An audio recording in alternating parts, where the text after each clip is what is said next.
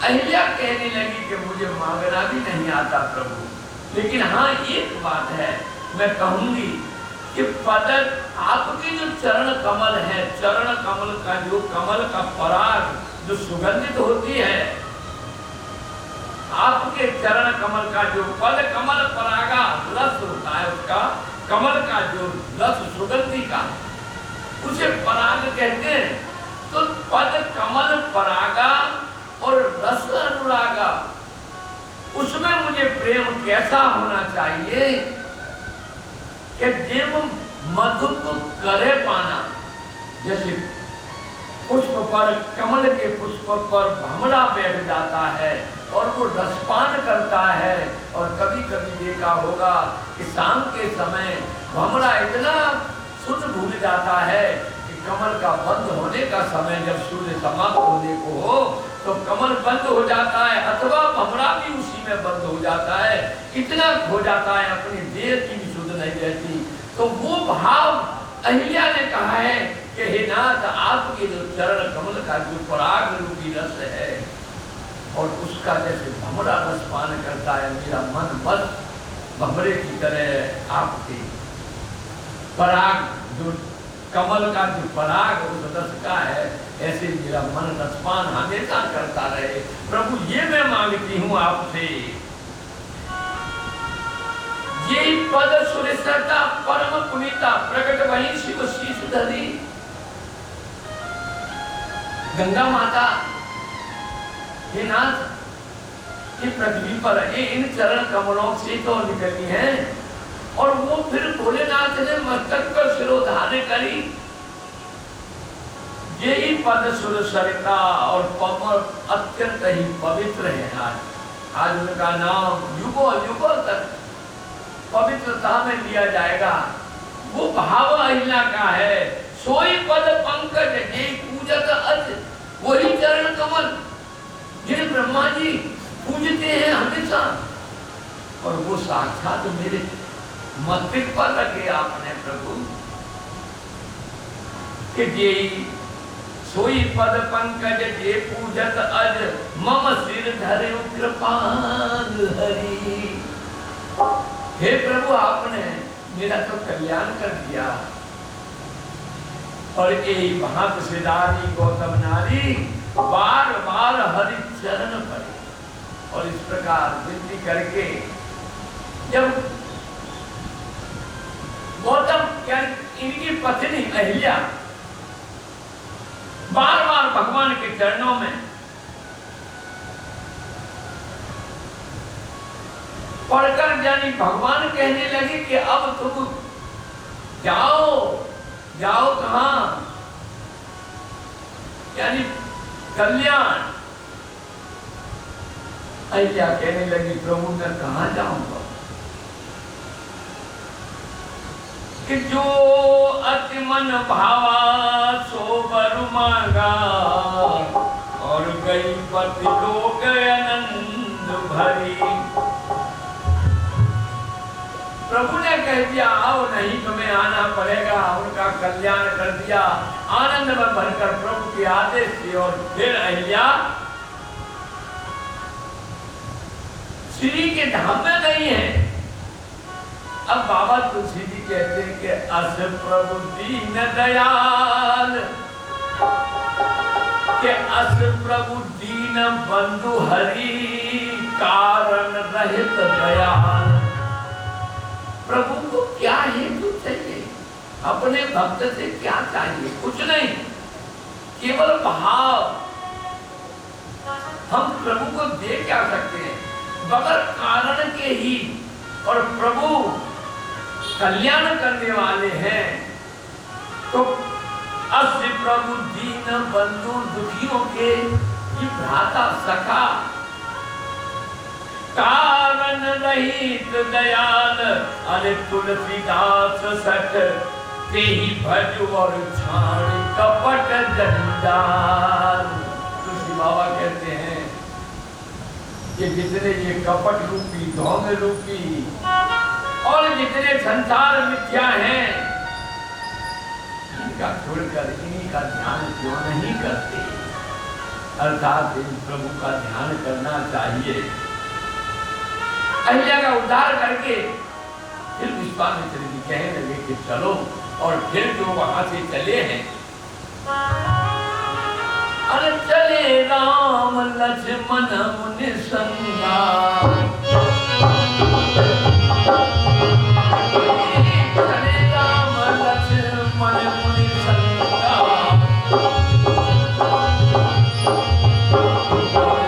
गए कहाँ पावन गंगा।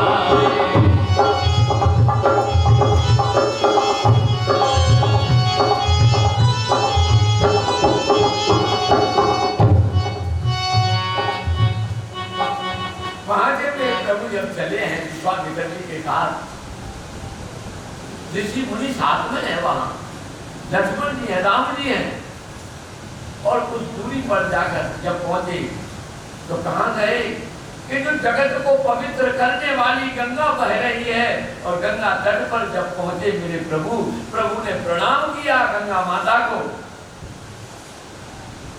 और फिर वहीं पहले बैठ गए गंगा की रेती में, और गादिशु यानी विश्वामित्र जी ने वो गंगा माता की अवतरण की कथा सुनाई, गादिशु सब कथा सुनाई, जिस प्रकार सुरसरी मही आई, यानी जिस प्रकार से देव नदी गंगा जी का अवतरित पृथ्वी पर हुआ, वो सब कथा कहने बैठ गई वही। अब बाबा तुलसी जी की एक चौपाई है, अब वो कथा कौन सी कि जिस प्रकार पृथ्वी पर गंगा जी आई, तो कहने लगे विश्वामित्र जी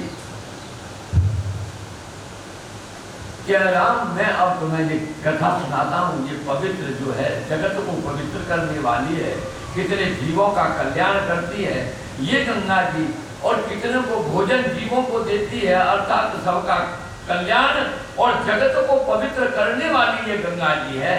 अब इनकी कथा मैं सुनाता हूँ किस प्रकार इनका अवतरित हुआ है।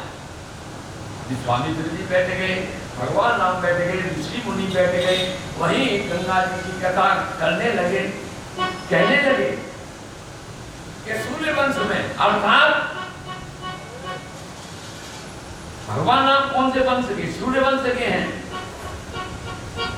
कि सूर्य वंश में इसी में, और राजा सगर हुए, इनके पिता इक्ष्वाकु, और कितने यानी 35वां अवतार और प्रभु श्री राम जी का है।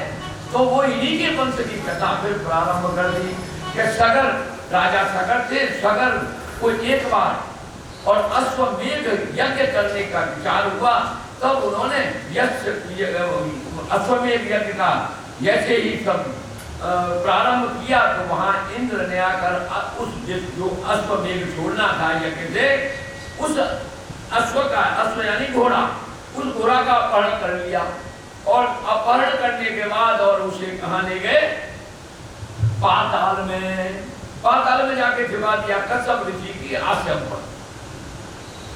विश्वामित्र जी कथा सुनाने लगे, भगवान कहने लगे तो प्रभु क्या हुआ कि जब वो घोड़ा छुपा दिया तो यज्ञ जो होना था उसमें विघ्न आ गया। उनके सगर राजा सगर के पुत्र ज्येष्ठ पुत्र से अंशुमान और अंशुमान और तब उनके 60,000 पुत्र थे, 60,000 पुत्र, और सभी को घोड़ा को मतलब सबको क्रोध आया क्योंकि ये जब यज्ञ में विघ्न हुआ तो वो घोड़ा की खोज में गए। तो वो भी जैसे गंगा, अब कथा में यह आएगा, तो ये अंशुमान और सभी 60,000 पुत्र उस घोड़ा की खोज में पाताल में गए हैं कश्यप ऋषि के आश्रम पर। अब उस क्रोध में वहां सभी 60,000 पुत्र राजा सगर के मारे गए। राजा सगर के जब पुत्र मारे गए तो फिर अब ये सबको मालूम था, तो इसी कुल में फिर राजा महाराजा भगीरथी हुए। भगीरथी अब उनको उनका मोक्ष नहीं मिला, उनकी मुक्ति कैसे हो, उनकी कोई क्रिया नहीं हुई, उनकी तर्पण विधि नहीं हुई। अब भागीरथ राजा भगीरथ जी को जब मालूम हुआ तो भगीरथ जी तपस्या करने गए और तपस्या हजारों बरस तपस्या राजा भगीरथ जी ने की। तब अब गंगा माता के लिए, गंगा माता तो प्रसन्न हुई लेकिन मेरे देव को सहन कौन करेगा। हजारों बरस तपस्या करने के बाद और जब गंगा माता प्रकट हुई तब फिर शंकर जी भगवान के शरण में गए और शंकर जी ने कहा कि बस शंकर जी के सिवाय इस देव को रोकने वाला कोई नहीं है। तब गंगा माता को और विश्वामित्र जी भगवान राम को कथा सुना रहे हैं। भगवान भोलेनाथ ने तब तपस्या से प्रसन्न होकर गंगा माता के देव को लताओं में लिया है मस्तक पर। तब ये गंगा माता भोलेनाथ के सर से विराजमान है और फिर भोलेनाथ की विनती करके उनकी तपस्या करने के बाद गंगा माता को लेकर, क्योंकि गंगा माता लेके आवे तब इनका तर्पण हुए। उनको मोक्ष नहीं मिले, 60,000 पुत्र हैं इनके।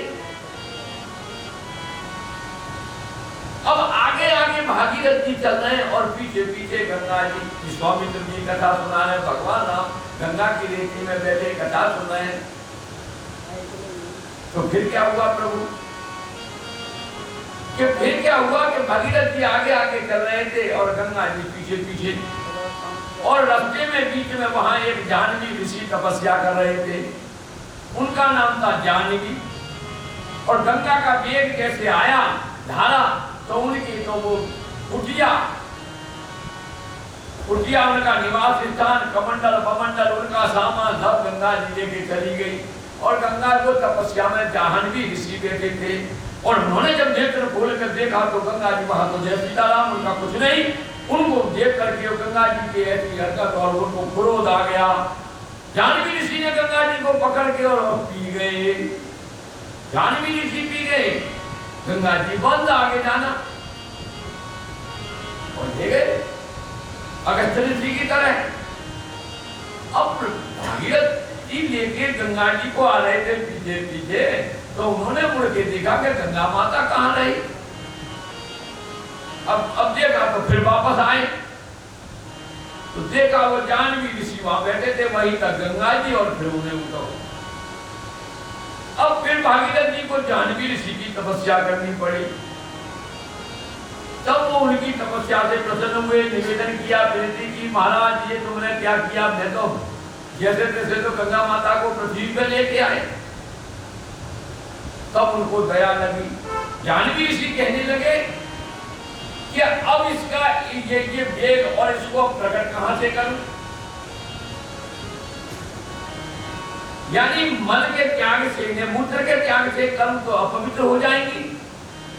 तब जाह्नवी ऋषि ने जंघा को चीर के और जांघ यानी गंगा में से चीर के गंगा माता को प्रकट किया, फिर जाने दिया।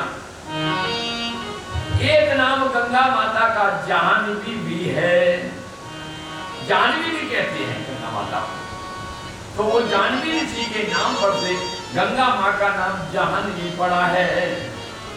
और तब 60,000 ऋषि लेके गए गंगा सागर से, तो गंगा सागर में जहाँ समुद्र में गंगा माता मिलती है वहीं से नीचे पाताल लोक को जाती हैं। तब उन 60,000 ऋषियों का तर्पण हुआ और उनका जो सगर राजा सगर के पुत्र थे 60,000, उनको जब मोक्ष प्राप्त हुआ। इस प्रकार संपूर्ण कथा गंगा के अवतरण की कथा।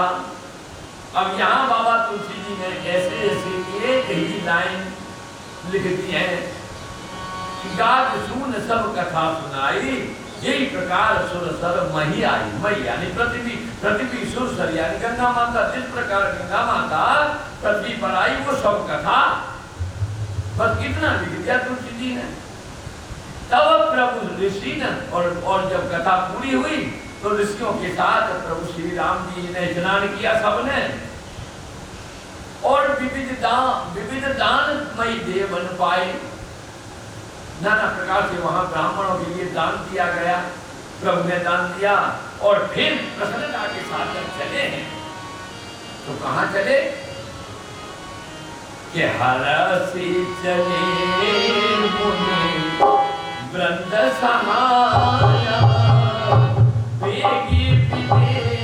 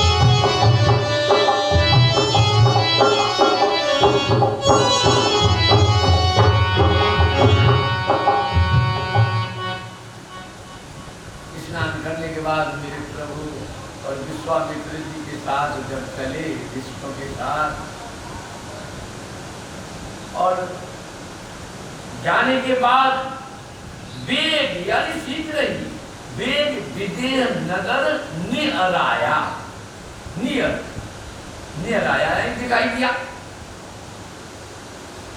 तो वहां गंगा जी से स्नान करके शीघ्र ही चले हैं और थोड़ी दूर पर ही जाकर जनकपुर विदेह यानी जनक जी का नगर है दिखाई दिया। और वहां भगवान राम लक्ष्मण जी देखते हैं पूर्व रम्यता, नगर की रमणीकता। राम जब देखी, राम जी ने जब दृष्टि डाली तो लक्ष्मण जी के साथ और एक विशेष प्रकार की उनको प्रसन्नता महसूस हुई। और वहां जब नगर के पास पहुंचे विश्वामित्र जी कहने लगे राम यहाँ ये अमराई बाड़ी है, यहाँ ये खंडक है, यहीं बैठने का इनको बैठा जाए। तो वहीं विश्वामित्र जी बैठ गए। और उसी प्रकार जैसे ही समाचार वहां महाराज जनक जी को मिले कि विश्वामित्र जी आए हैं, विश्वामित्र जी जब आए और ऐसे समाचार मिले कि महाराज जनक जी के संग सचिव सुच भूल बट, महाराज जनक जी ने अक्षय योद्धा बलवान मंत्री श्रेष्ठ भूसुर बर गुर ज्ञात ब्राह्मण और अपनी जाति वालों को, समाज वालों को लिया, इकट्ठा किया। आने चले मिलन मुनि मुनि नायक ही मुदित